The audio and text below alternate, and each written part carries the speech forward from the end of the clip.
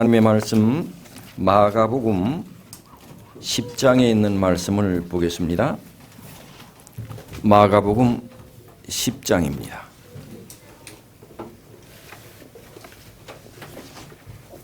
(32절) 마가복음 10장 32절. 예루살렘으로 올라가는 길에 예수께서 제자들 앞에 서서 가시는데 저희가 놀라고 쫓는 자들은 두려워하더라. 이에 다시 12 제자를 데리시고 자기의 당할 일을 일러 가라사대 보라, 우리가 예루살렘에 올라가노니 인자가 대제사장들과 서기관들에게 넘기우매 저희가 죽이기로 결안하고 이방인들에게 넘겨주겠고 그들은 능욕하며 침뱉으며 채찍질하고 죽일 것이니 저는 3일 만에 살아나리라 하시니라. 오늘 제목은 미리 아셨는데도.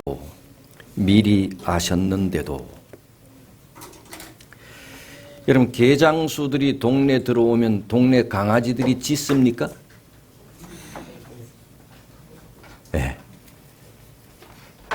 여러분, 시골에 갑자기 특별한 연유 없이 강아지들이 막 짖어대는 경우가 있습니다. 그러면 개장수들이 오는 겁니다. 네. 이미 강아지들은 뭔가 아는 것인지요. 개나 고양이나 기르던 소도 자기가 죽으러 가는 줄 알고 막 웁니다. 제가 한때 대학에 있을 때 삼육대학의 그 목장에 제가 한 1년 동안 거서 살았습니다. 그런데 소가 이제 죽으러 가는, 외양간으로 죽으러 갈 때 팔려가거든, 차가 오거든요. 그럼 이제 이 소를 차에 태우잖아요. 그럼 이 소가 알고 차에 안 타려고 얼마나 버텨대는지 모릅니다. 그리고 어떤 소는 소가 울게요, 안 울게요? 눈물 흘리게, 안 흘리게요? 어떻게 그래 알지요? 모르면서 내가 얘기하니 운다 그러는 거지. 소가 웁니다. 소가 눈물을 흘려요. 차에 안 타려고 그 육중한 소가 버티는데요. 그러면은 그 목장에서 근무하는 모든 사람들이 다 동원이 돼서 그 소를 그 차에 밀어서 태웁니다. 그리고 얼른 뒤에 그를 잠궈요. 그럼 그 소가 얼마나 슬퍼하는지 모릅니다. 자기가 가는 길을 아는 것 같아. 여러분, 사람이 앞으로 될 일을 알고 미리 자기가 될 일을 알고 있다면 어떻게 될까요? 만사가 형통할 것 같습니까? 그럴 수도 있지요. 과연 꼭 그럴까요? 여러분, 여러분들이 죽을 날과 내가 어떻게 죽을지 안다면 오만 약을 다 쓸 거고 오만 의사를 다 찾아갈 거고 일이 손에 잡히겠어요, 안 잡히겠어요? 매일 그것을 해결하기 위하여 동분서주할 겁니다. 우리 집사님이 내가 몇 월 며칠 몇 시에 어떤 방식으로 내가 죽을 것을 안다면 우리 집사님 제정신으로 못 살 겁니다. 오늘 본문을 보면 예수님은 미리 당신의 죽음을 다 아셨습니다. 당신이 어떻게 죽을 것을 아셨고 어떤 방법으로 죽을 것도 다 아셨고 언제 죽을 것도 다 아셨고 오늘 본문에 보니 예루살렘으로 길을 재촉하시면서 제자들에게 이렇게 말씀하셨습니다. 보라, 우리가 예루살렘에 올라간다. 이제 예루살렘에 올라가니 인자가 대제사장들과 서기관들에게 넘기우매 자기가 예루살렘으로 올라가면 대제사장들과 서기관들이 자기를 잡을 것도 아셨습니다. 그리고 저희가 죽이기로 결안하고 자기가 예루살렘에 올라가면 이 사람들이 예수님 당신을 죽이기로 결심한 것도 아셨습니다. 그리고 이방인들에게 넘겨주겠고 그들은 능욕하며 자기를 침뱉고 채찍질하고 죽일 것도, 예수님은 자기가 어떤 모욕을 당할 것도 다 아셨습니다. 그리고 어떻게 죽을 것까지 다 아셨습니다. 그런데도 불구하고 예수님은 지금 죽기 위해 예루살렘으로 가려고 하신다는 말입니다. 자기가 예루살렘에 올라가면 어떻게 죽을 것을 다 아시면서도 예수님은 내가 지금 예루살렘으로 올라가겠다고 하는 겁니다. 예수님은 아무것도 모르고 있다가 갑자기 붙들려서 죽음을 당하신 것이 아닌 것입니다. 죽음의 때가 가까이 온 것을 미리 아셨습니다. 그러니 제정신이 아니어야 하겠죠. 요한복음 13장 1절을 보시죠. 요한복음 13장 1절. 다 같이 읽어보십시다. 시작. 유월절 전에 예수께서 자기가 세상을 떠나 아버지께로 돌아가실 때가 이른 줄 아시고 세상에 있는 자기 사람들을 사랑하시되 끝까지 사랑하시니라. 예수님은 자기 때가 다 가까이 온 것을 다 아셨습니다. 요한복음 16장 32절 시작. 보라, 너희가 다 각각 제 곳으로 흩어지고 나를 혼자 둘 때가 오나니 벌써 왔도다. 그러나 내가 혼자 있는 것이 아니라 아버지께서 나와 함께 계시느니라. 예수님께서는 제자들이 당신을 버릴 것도 아셨습니다. 17장 1절 시작.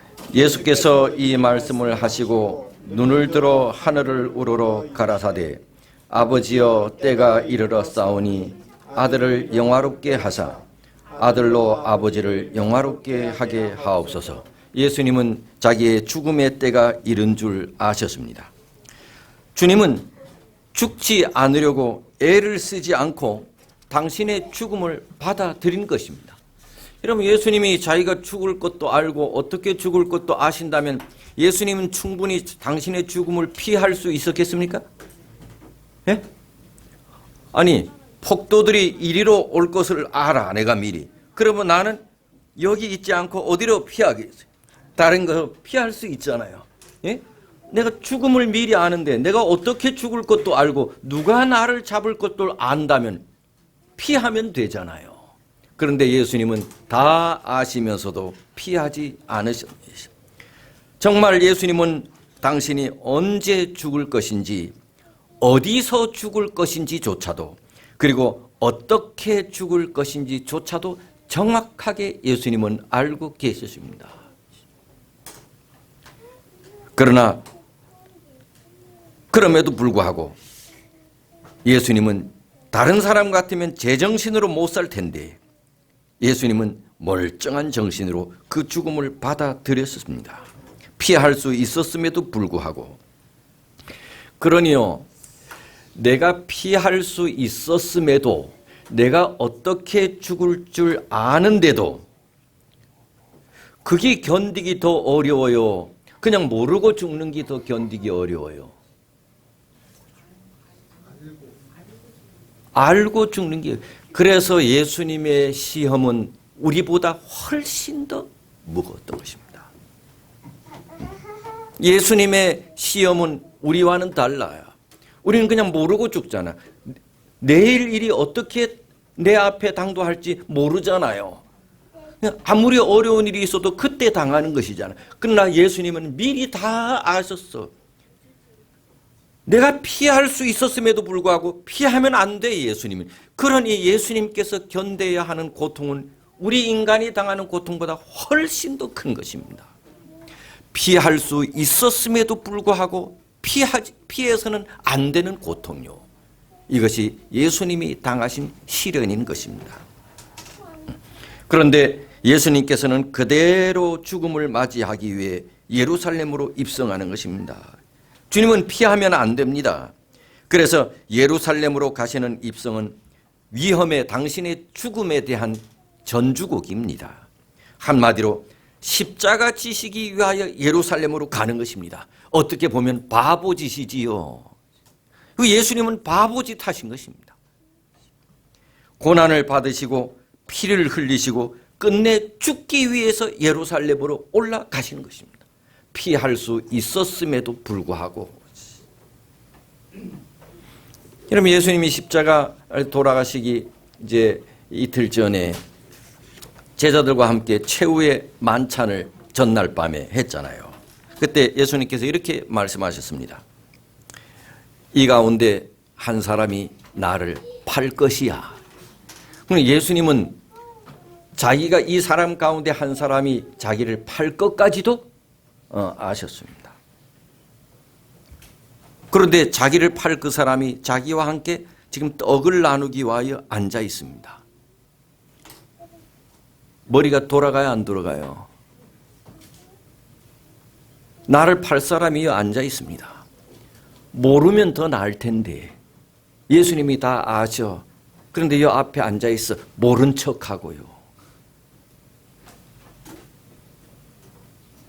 여러분, 이런 상황에서 제정신이 될까요? 제자들 가운데 한 사람이 자기를 팔 것도 아셨어. 그런데 이 12제자 가운데 당신을 팔 사람이 이 12 가운데 누군지도 아셨어.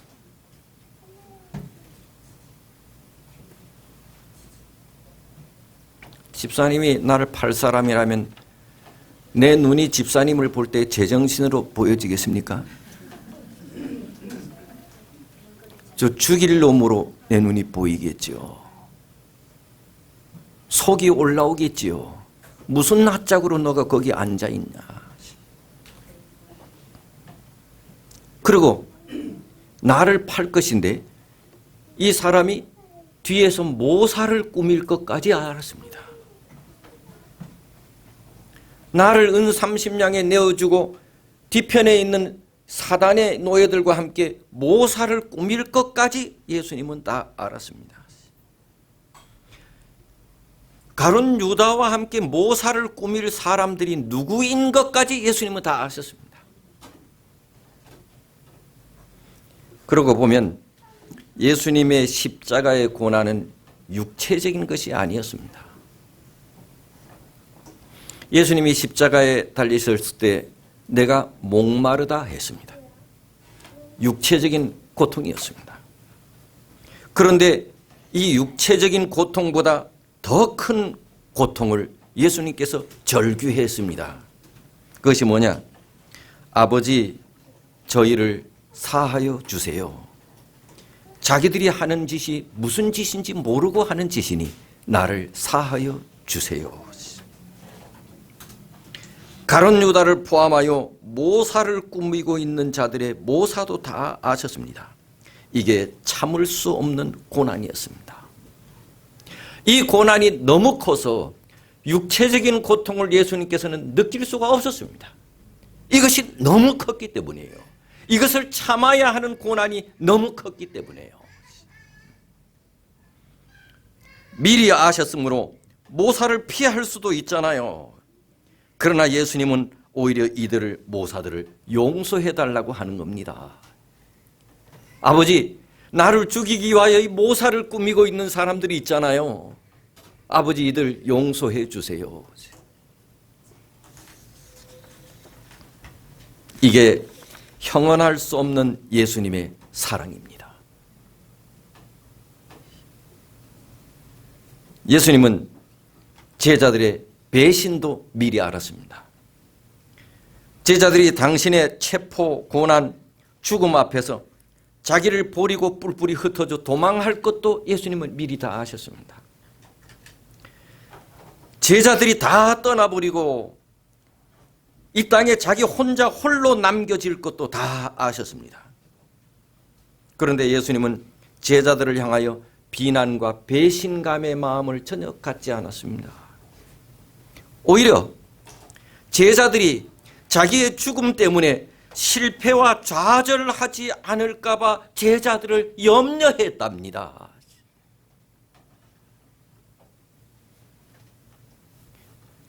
예수님이 당신에게 큰 문제가 없을 때는 이 빠른 소리로 다 떠나도 나는 당신과 함께 뼈를 묻겠다고 그렇게 당부했던 이 제자들 말입니다.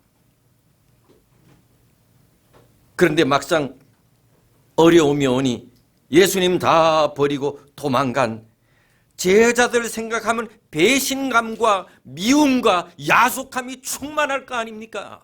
그런데 나 때문에 이 제자들이 실망과 좌절당하지 않을까 염려했대요.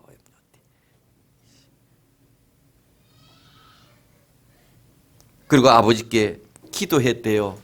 아버지, 이 제자들 낙심하지 않게 해달라고요.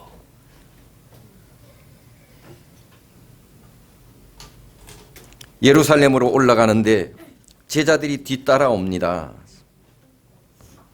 한참 가다가 머리를 돌려서 제자들을 바라봐요.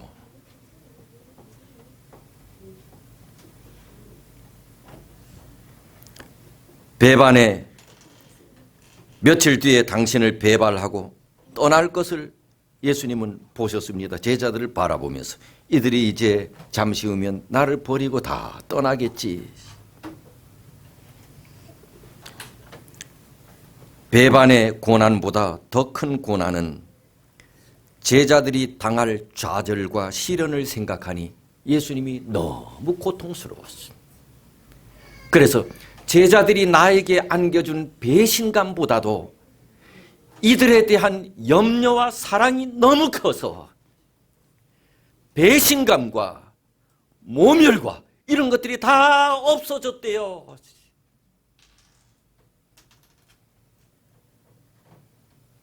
그래서 예수님의 고난은 제자들을 생각하고 염려하는 고통이에요. 나는 괜찮은데, 나는 괜찮은데, 나는 죽어도 괜찮은데,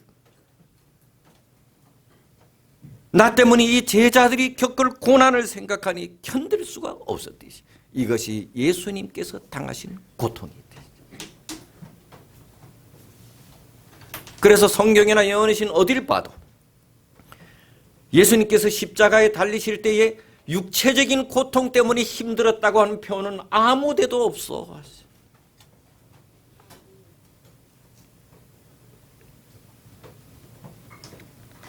예수께서 신문을 받으실 때요, 그 광경을 목격한 청중들이 수없이 많이 모여들었습니다. 그런데 이 청중들 가운데는 보리떡 5개와 물고기 2마리의 예수님의 능력으로 예수님께서 주신 떡과 그 다음에 빵을 먹었던 청중들이 그 많이 있었습니다. 그리고 한 4, 5일 전에 예수께서 나귀를 타고 예루살렘을 입성할 때 호산나 호산나 하며 예수님을 그렇게 드높였던 사람들도 거기 있었습니다. 그런데 예수님이 신문을 당하시는데 아무도 이 가운데서 예수님 당신을 위하여 변호해 주는 사람은 한 사람도 없습니다.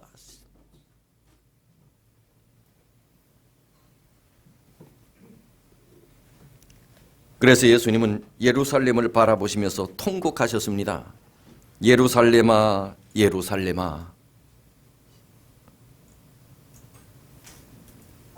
예수님께서 아버지께 기도하신 장면이 지금 내 마음이 괴로워 죽을 지경이니 너희는 여기 남아서 나와 같이 깨어 일어나라. 겟세마네 동산에서 제자들에게 부탁하신 말씀입니다. 내 마음이 괴로워 죽을 지경이니. 이건 예수님의 육체적인 고통이 아닙니다.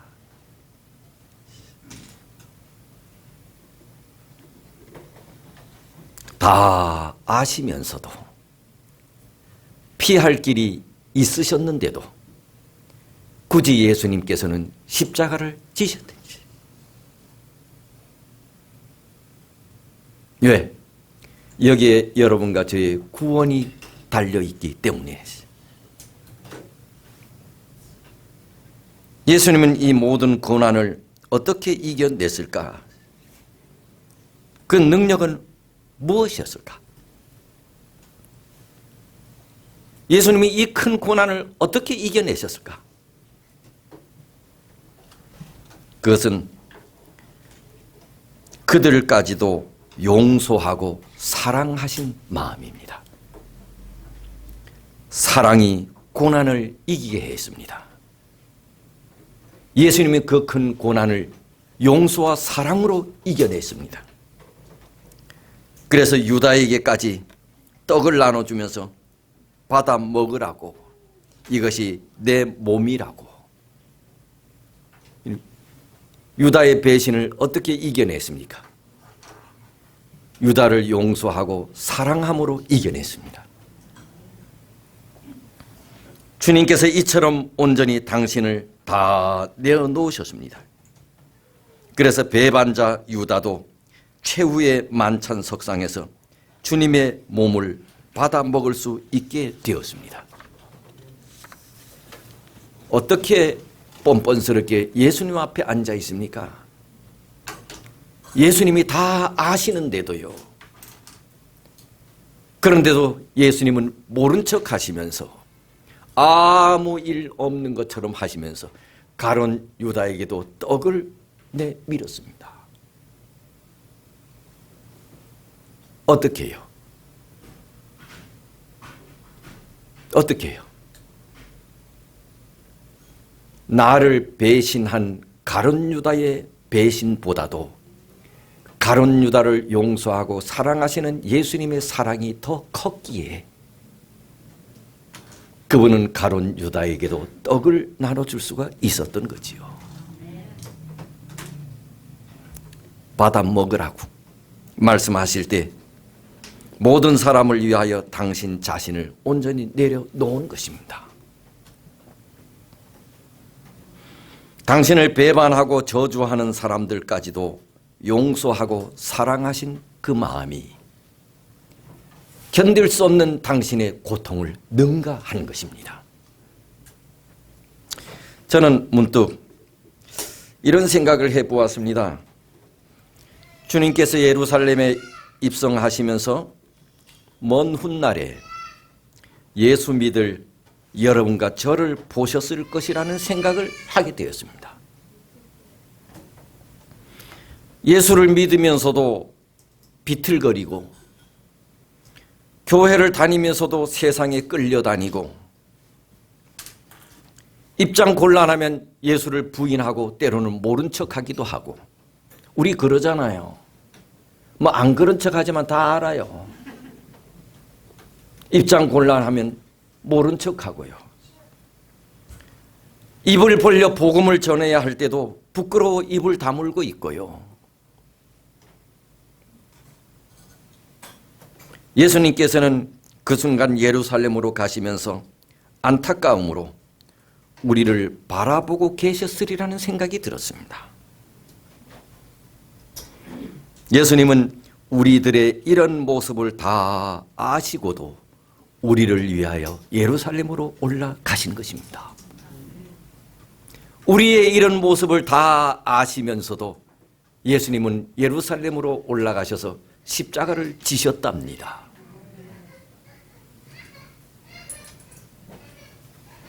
그래서 시편 이사야 53장 4절에는 이렇게 말씀하십니다. 이사야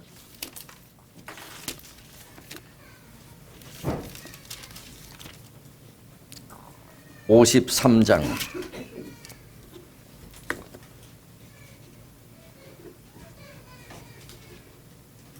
4절 그는 실로 우리의 질고를 지고 우리의 슬픔을 당하였거늘 우리는 생각하기를 그는 징벌을 받아서 하나님에게 맞으며 고난을 당한다 하였노라. 그가 찔림은 우리의 허물을 인하며 그가 상함은 우리의 죄악을 인함이라. 그가 징계를 받음으로 우리가 평화를 누리고 그가 채찍에 맞음으로 우리가 나음을 입었도다. 성경 가운데 가장 아름다운 장면입니다. 5절 다 같이 한번 읽어볼까요? 시작. 그가 찔림은 우리의 허물을 인하며 그가 상함은 우리의 죄악을 인함이라. 그가 징계를 받음으로 우리가 평화를 누리고 그가 채찍에 맞음으로 우리가 나음을 입었도다. 마가복음 10장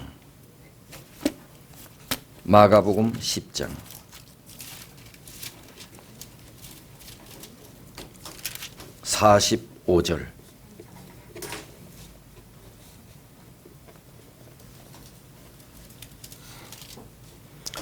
인자에 온 것은 섬김을 받으려 함이 아니라 도리어 섬기려 하고 자기 목숨을 많은 사람의 대속물로 주려 함이니라. 인자에 온 것은 섬김을 받으려 함이 아니라 도리어 섬기려 하고 자기 목숨을 김석수의 대속물로 주려 함이니라.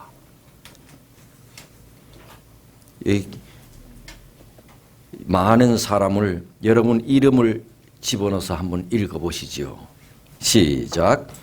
인자에 온 것은 섬김을 받으려 함이 아니라 도리어 섬기려 하고 자기 목숨을 김석수의 대속물로 주려 함이니라. 우리를 구속하기 위해 피할 길이 있었음에도 미리 아셨음에도 안 죽을 수도 있었음에도 그분은 고난과 죽음을 선택하셨대.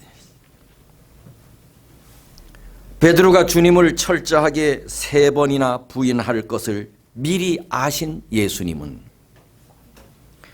당신의 죽음보다 베드로가 그 일로 낙심할까 봐 그 믿음이 떨어지지 않기 위해 기도하셨대. 베드로가 당신을 3번이나 부인하고 저주할 것을 다 아신 예수님은 당신의 죽음보다도 내 죽음으로 인하여 베드로가 당신을 부인한 것에 의하여 죄책감으로 실패하고 낙담할까 봐 오히려 염려했대요. 자신을 부인하는 베드로가 그 일로 상처를 받을까 그의 마음을 먼저 회복하기를 위해 기도하신 예수님이셨네. 그러고 보면 주님은 내가 아파하기 전에 먼저 내 아픔을 먼저 아파하시는 분이시나 봐요. 내가 아프기 전에 나 때문에 예수님은 나보다 먼저 아프시나 봐요. 아픔 때문에 내가 실망하고 좌절할까 봐 나를 위해 기도하신다는 것입니다. 감람산에서 땀방울이 핏방울이 되도록 기도하시는 예수님.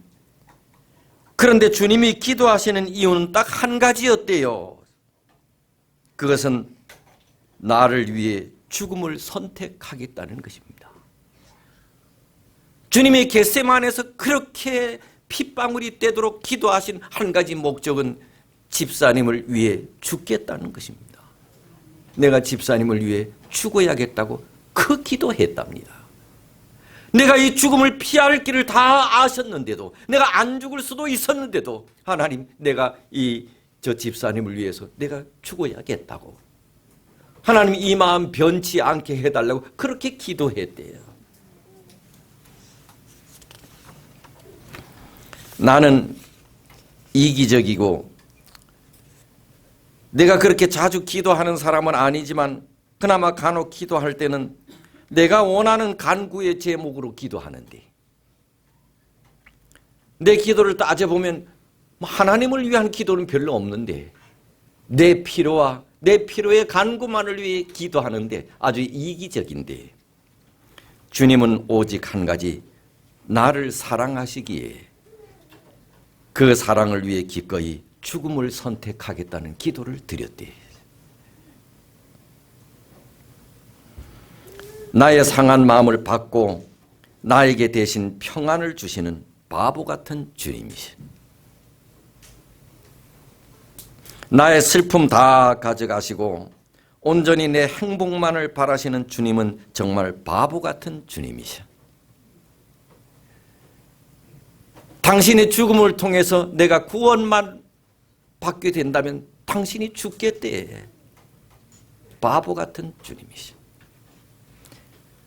그러면서도 그분은 그 일을 통하여 행복을 느끼셨대. 그러나 나는 바보 같은 주님이 좋습니다. 이 바보 같은 사랑 때문에 당신의 죽음을 아시고도 피하지 않고 죽음으로 직행하신 예수, 나는 그 바보 같은 예수가 좋습니다.